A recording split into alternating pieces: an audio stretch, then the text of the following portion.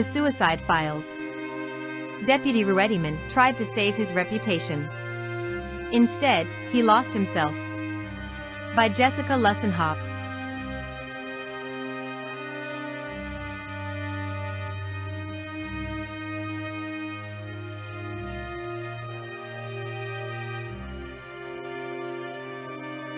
The Suicide Files. Deputy RUETTIMANN tried to save his reputation. Instead, he lost himself. By Jessica LUSSENHOP.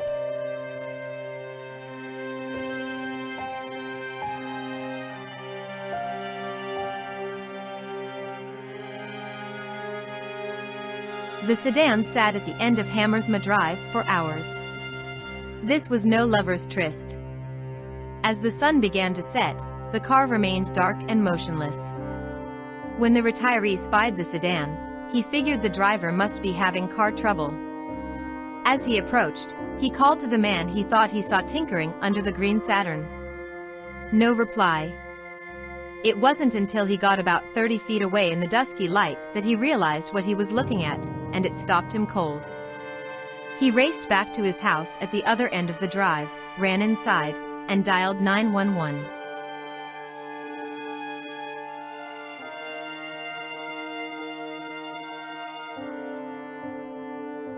Guy laying beside the car was all the dispatcher could get out of him. Pine County Sheriff's deputies quickly responded. The man in the road had been dead for hours. A black semi-automatic handgun was found near the body. After half an hour, the deputies realized that the dead man's description matched a missing person report that had been sent hours earlier. At about 3:30 p.m., a woman with fire-red hair had burst into the station. "My name is Susan Dieters," she told the officer at the front desk. "My boyfriend is missing." Dieters had looked everywhere, but there was no sign of him. She'd even checked a couple of hospitals to see if he'd been in an accident. He hadn't. Dieters gave the police her boyfriend's name, and they pulled up his license plate numbers. Then she told them something she hoped would make them take the situation more seriously. "He's a fellow officer," she said. "He's a Ramsey County Sheriff's deputy." On RAMSEY Drive, the Pine County deputies searched the scene and found the man's wallet.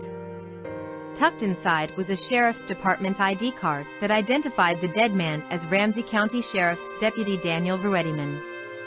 Within hours, the news reached Jimmy Herose, one of RUETTIMANN's closest confidants. As shocked and horrified as he was, something RUETTIMANN had said to him a week earlier suddenly took on new meaning.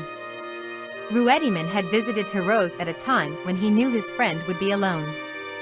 In the modest but cozy living room, RUETTIMANN handed Herose a heavy brown accordion file. He wrote a name down on a scrap of paper, the name of a local journalist. "If anything happens to me," RUETTIMANN said, "give this to the reporter." After RUETTIMANN's death, Herose took the file down off his desk. Inside was a thick stack of loose-leaf documents, a manila folder stuffed with letters, and a catalog-size clasp envelope labeled reports. Written in black permanent marker in the margin of the envelope was the reporter's name, "Mine."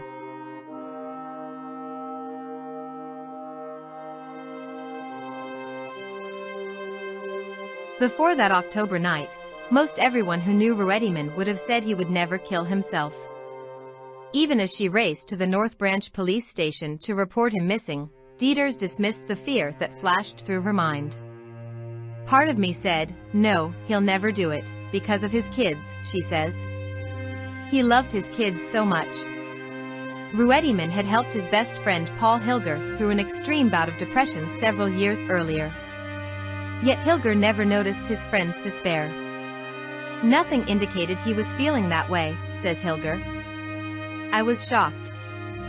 A suicide seemed so out of character for RUETTIMANN, a career lawman with aspirations of rising in the ranks, that rumors circulated among his friends that something just didn't add up. "In all the years I've known him, he's never talked like that or acted like that," says Randy Scott, who served as a part-time deputy with RUETTIMANN. "I'm not saying somebody killed him, but I just can't believe he would have done something like that." More than 200 people jammed the North Heights Lutheran Church for RUETTIMAN'S funeral. A sea of light brown Ramsey County Sheriff's deputy uniforms filled one section of pews. Another sizable section of the crowd wore the navy blue of the Roseville Police Department, where RUETTIMAN'S father had worked. Ramsey County Sheriff Matt Bostrom spoke briefly from the dais in back of RUETTIMAN'S flag-draped coffin. On one side of the coffin was a blown-up picture of RUETTIMANN smiling mischievously in his deputy's uniform, on the other a photo of him with his 6-year-old twins. "You were Dad's heroes. He'd talk about you often," Bostrom said to the twins as they sat bewildered in the audience. "It was an honor to serve alongside Dan." After the service, a long procession of cars snaked behind the hearse up to the northern corner of Roselawn Cemetery, where RUETTIMANN would be buried at the foot of his grandfather's grave. 3 rows of police officers stood at attention at the gravesite. An honor guard folded the flag on the coffin and gave it to Sheriff Bostrom, who handed it to the twin 6-year-olds. Many of the guests remarked how nice it was that RUETTIMANN had so many supporters. But some of his closest friends and family knew better. They saw members of the sheriff's department at the funeral that Dan no longer trusted. They watched with contempt as those deputies gave their condolences. "He was hurt by so many people," recalls Dieters. "He felt a lot of people had betrayed him."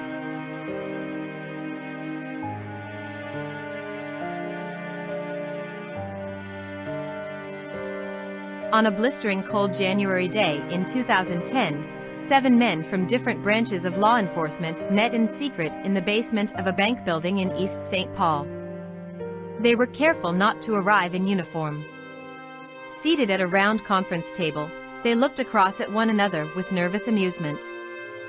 The inaugural meeting of the Deputies, Active, Retired, Reserve Team Political Action Committee, DRRTPAC, was in session. "Well," said RUETTIMANN from one side of the table, "this is it." RUETTIMANN was the one who had brought them all together. Their ranks included Deputy Kevin Clemon, Vice President of Law Enforcement Labor Services, Local 322, Deputy Tony Breitbarth, Don Harrose and his son Jimmy, both Ramsey County Reserve deputies, and Alfred Marazzo and Randy Scott, 2 former part-time deputies. They were all there to dethrone incumbent Sheriff Bob Fletcher. "We've got to get this guy out of office," RUETTIMANN told the group. Of the 3 active deputies in the room, RUETTIMANN was in a unique and an enviable position. He was a former supporter of Fletcher's, having donated to the campaign in 2002 and volunteered in 2006. After years under Fletcher's rule, RUETTIMANN had become disillusioned. He felt Fletcher's hiring decisions and promotions were based purely on fealty. Despite warnings from close friends and family, RUETTIMANN refused to sit idle. "It was all the political crap," Harrose recalls. Dan was getting tired of the whole scenario. Fletcher's opponent was Matt Bostrom, the assistant chief of the St. Paul Police. He had first come to RUETTIMANN's notice when Dan took Bostrom's graduate-level course in Public Safety Administration at Hamline University. So when Bostrom officially entered the sheriff's race in December 2009, RUETTIMANN began talking to friends in the department about starting the Political Action Committee to get Bostrom elected. "He's a really good man," RUETTIMANN said to anyone who would listen. "He's fair." While filling out the initial paperwork, the group decided to use the names of 2 retirees as their chair and treasurer, in order to shield the active deputies as much as possible from backlash within the department. Those fears were not unfounded. In the summer of 2001, Lieutenant John Moore, a 20-year veteran of the department, told a co-worker and Fletcher supporter named Dennis Flaherty that he'd decided to run for sheriff in the 2002 election. Fletcher called Moore 10 days later to tell him that he was no longer head of the 80-officer patrol division and would now answer to another inspector. "By the way," Fletcher said, "according to Moore, I spoke to Flaherty." Moore was moved around and eventually relegated to desk duty. Another officer, Sergeant Joyce SHOCKENCY, was transferred after she pinned a Moore button on her purse and marched in a parade with him. She was moved to the undesirable Midnight Transportation Unit. In 2006, Moore and SHOCKENCY filed a lawsuit against Sheriff Fletcher for what they said were politically motivated transfers. An appeals court agreed when it ruled the suit could proceed and that Fletcher retaliated against Moore and SHOCKENCY for their First Amendment conduct by transferring them from supervisory positions into roles with significantly less responsibility. County commissioners ultimately voted to settle the lawsuit for $750,000. But RUETTIMANN felt strongly enough about the BOSTROM campaign to risk his career. At first, he tried to take on less visible responsibilities. He manned the phone lines at campaign headquarters in North St. Paul. But after his truck was keyed, he had trouble shaking the feeling he was being watched. He said, "It's probably them cronies that Fletcher's got watching us," recalls Marazzo. "You get this gut feeling like you're being watched." That was how we felt. As the campaign progressed, RUETTIMANN got bolder. The BOSTROM campaign's photographer was told specifically not to shoot the active deputies at rallies and events, but at a Democratic caucus, RUETTIMANN and Clemen grabbed BOSTROM signs and stood front and center while BOSTROM spoke. Photos of them were posted not long afterward on the campaign's Facebook page. "That let everybody know," Clemen says. Everyone made comments like, "Oh, you're dead." The patrol room became hostile territory, where Fletcher supporters held court and wondered aloud why anyone would support BOSTROM. Deputies whom RUETTIMANN had once considered friends began to distance themselves. On November 2nd, the DRRT PAC members gathered at Joe Sensor's restaurant in Roseville, surrounded by huge projector screens blaring election results. RUETTIMANN, dressed nattily in a suit and tie, fidgeted nervously as the tallying of returns began on a dry erase board with 2 columns marked BOSTROM and Other Guy. RUETTIMANN didn't have to wait long. BOSTROM pulled ahead early in the evening. As the numbers trickled in and the lead grew, so did the buzz in the room. At 9:45 p.m., BOSTROM took the call from Fletcher conceding defeat. Bagpipe music blared from the speakers at Joe Sensor's as volunteers cheered at the top of their lungs. Some of the attendees began to cry. "Ding, dong, Fletcher's gone." Heroes sang. "Ding, dong, the wicked Fletcher's gone." At some point, RUETTIMANN and Heroes clasped one another brusquely around the shoulders. RUETTIMANN had to shout to be heard above the din, "We got the devil out."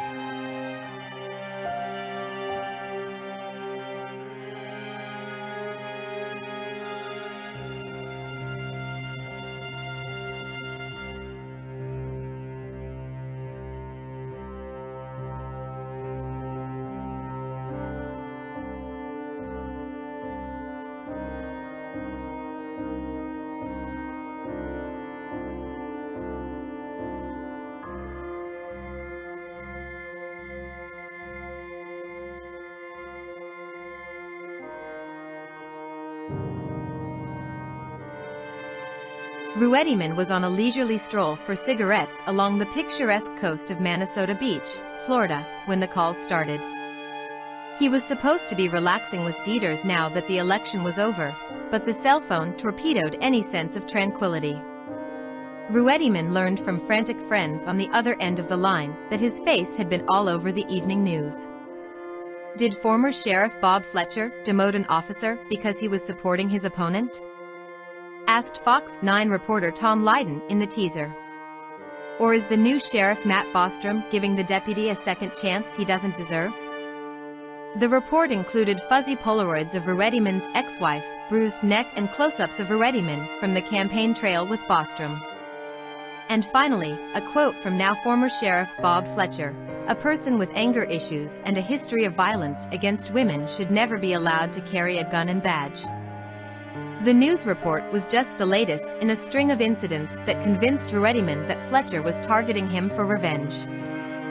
In February 2010, RUETTIMANN was punished through an internal affairs investigation for failing to manually check a door at a holiday station that had been burglarized. The 2-day suspension took place 6 months after the actual incident. Then there was the domestic violence accusation. On an early June evening, RUETTIMANN was watching the twins for his ex-wife at the home they had once shared in New Brighton. When she arrived home, the former couple began arguing. As he turned to leave, RUETTIMANN yelled something that would ultimately ruin his career. "I'm going to fucking kill your father tonight," RUETTIMANN said, then made a throat-slitting motion before driving off, according to the police report. Hours later, RUETTIMANN heard from his supervisor at work. His ex-wife had called the New Brighton police to report the threats. Now they were contacting her father, and RUETTIMANN's sister, to find out what happened. A few days later, RUETTIMANN was served with a restraining order. His ex-wife claimed there had been an incident in 2006 when RUETTIMANN tried to strangle her. In the paperwork, she wrote that she'd never pressed charges because she was afraid for RUETTIMANN's job. "I regret this decision," she wrote. Later that month, RUETTIMANN, his attorney, and Dieters arrived at the Ramsey County Courthouse. While Dieters waited in the hallway, RUETTIMANN went into one room with his lawyer. His ex-wife was down the hallway in another room with her parents. For over 2 hours, RUETTIMANN's lawyer ran messages between the two rooms, trying to negotiate a way to have the restraining order dismissed. Finally, RUETTIMANN's ex-wife agreed to drop it under a few conditions. She would have the order dismissed only if he agreed to drop RUETTIMANN from the hyphenated surname their children took after the divorce. He would also have to forfeit his parenting time. RUETTIMANN reluctantly agreed, then called Dieters into the room and fell to pieces. "He was a mess," she recalls. A month after that, 2 different jurisdictions declined to charge RUETTIMANN over the incident. But while that may have been the end of the episode for the family, the wheels were just beginning to turn at the sheriff's department. The day after the incident, RUETTIMANN received a letter from Chief Deputy Dave Matusalem, yanking him from patrol, confiscating his gun, and reassigning him to jail detail. A new internal affairs investigation was opened, this time for conduct unbecoming a peace officer.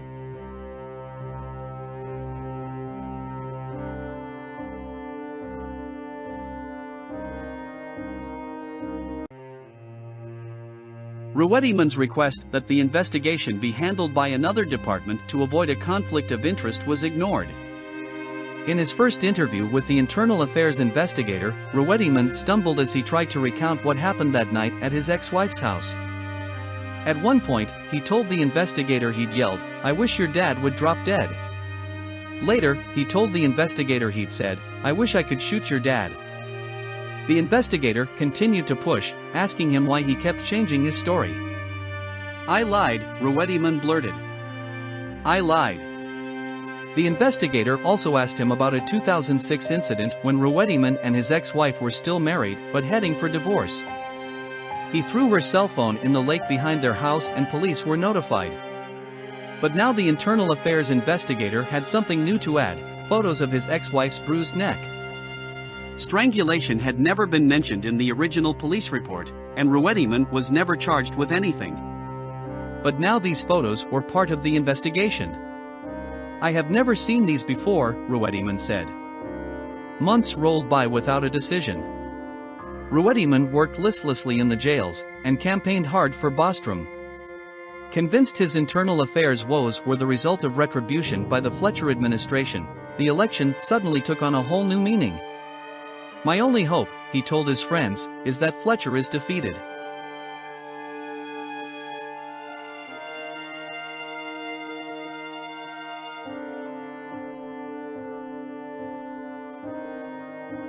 On December 23, 2010, 6 months after the initial incident and just days before Fletcher was set to leave office, RUETTIMANN was called into a meeting to discuss the outcome of his internal affairs investigation. He was being demoted to correctional officer. The internal investigation uncovered a history of abuse. The demotion letter read, saying RUETTIMANN ought to have been charged with felony strangulation and stalking. Even though you were not charged for these crimes, your actions are grounds for demotion. When RUETTIMANN walked out of the meeting, Fletcher was outside. "I just want you to have a wonderful holiday weekend," Fletcher said, according to RUETTIMANN's recollection of the incident to friends. Fletcher did not return numerous requests for comment. The law enforcement union challenged the demotion immediately, and a few days later, Fletcher was ushered out of office. The new regime decided that RUETTIMANN's case would be one of 3 to be considered for re-investigation by an outside jurisdiction. The shot at redemption gave RUETTIMANN hope until someone leaked the confidential details of his investigation to Fox 9. 4 weeks after he returned to Minnesota, RUETTIMANN refused to go anywhere in public. He fretted to Dieters, "People will see me."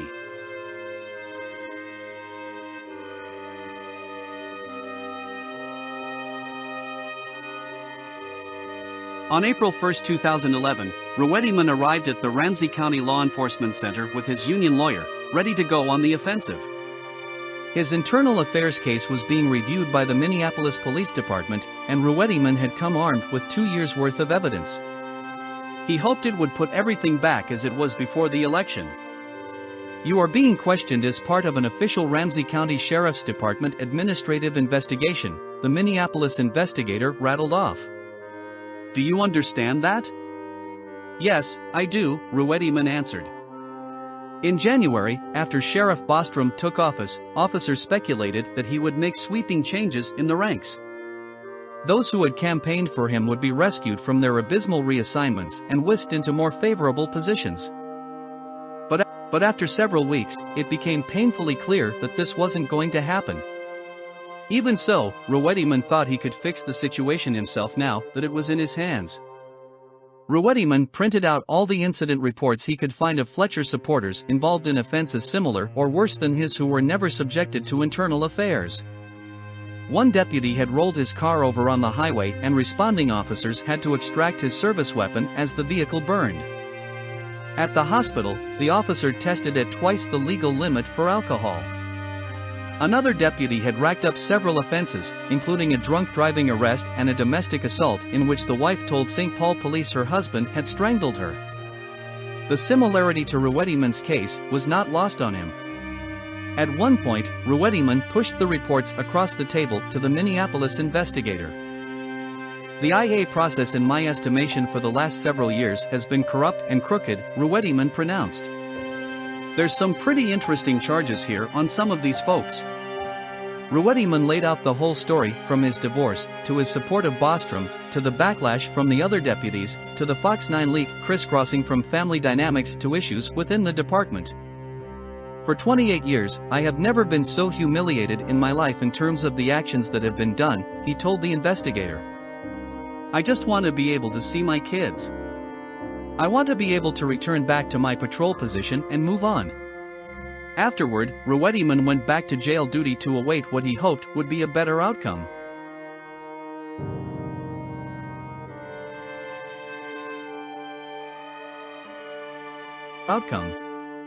On August 1, 2011, RUETTIMANN got his answer. Notice of intent to suspend, the letter read. It was very much like the letter Fletcher's administration had written. While all mention of the Polaroids of his ex-wife were scrubbed, as was the implication that RUETTIMANN committed any felonies, the result was no less crushing. His punishment would be a 30-day suspension. He also learned he would not be allowed back on patrol duty. The demotion was halted, but he'd have to work in the courts. It'd be years before he could get back his old job. At the time, he told friends he was fine. "I'm going to take my punishment," RUETTIMANN said. "I'm going to earn my wing."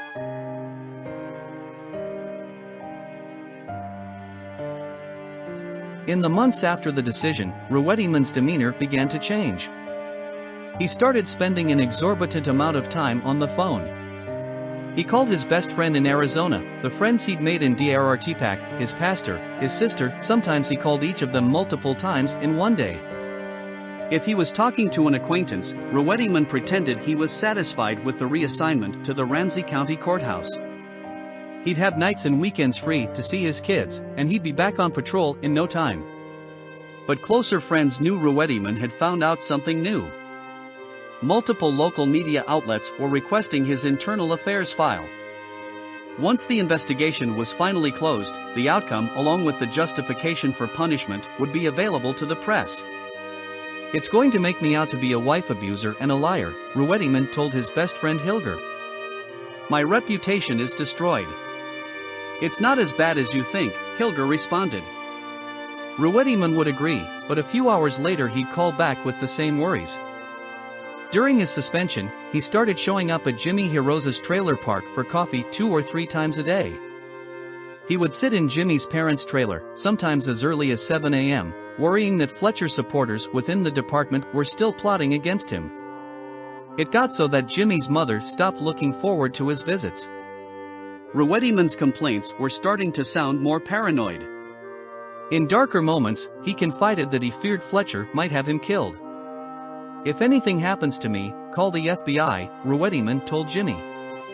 A week before Ruettimann was set to go back to work, he handed over the accordion file to Hiroz and told him to give it to the CityPages reporter whose name was on the envelope. On Saturday, October 2nd, Dieters was packing up for a casino trip to Hinckley with a friend. When her ride arrived, Ruettimann followed the pair out into the garage, where Dieters' friend complimented his prized Ford F-150, the truck he liked to pick his kids up with. "Do you want to buy it?" Ruettimann asked her. "Come on, you love this vehicle." Dieters scoffed, brushing it off. Dieters kissed him goodbye and left. Ruettimann was supposed to go to his sister's for dinner, but then called to say it was too late, he was tired and wanted to talk to Hilger. When he talked to Ruettimann, Hilger was surprised by how calm he seemed for once. "Nah, I'm fine," Ruettimann said. "I'm okay." At 8:30 a.m. on Sunday, Dieters called Ruettimann from Hinckley. She'd won $1,600 the night before. Ruettimann seemed happy for her. They made plans for later that day.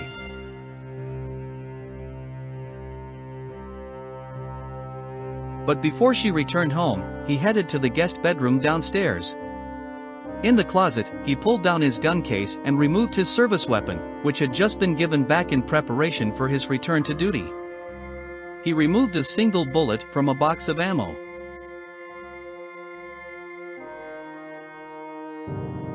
Ruettimann drove his car north for about an hour, past the city where his sister lived, up past Hinckley where Dieters was.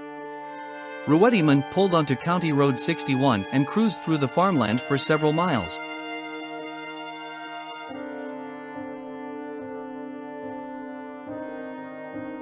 Eventually, he happened upon Hammersmith Drive. He passed the only 2 homes on the dirt path, and rolled to a stop when the gravel became an empty hayfield.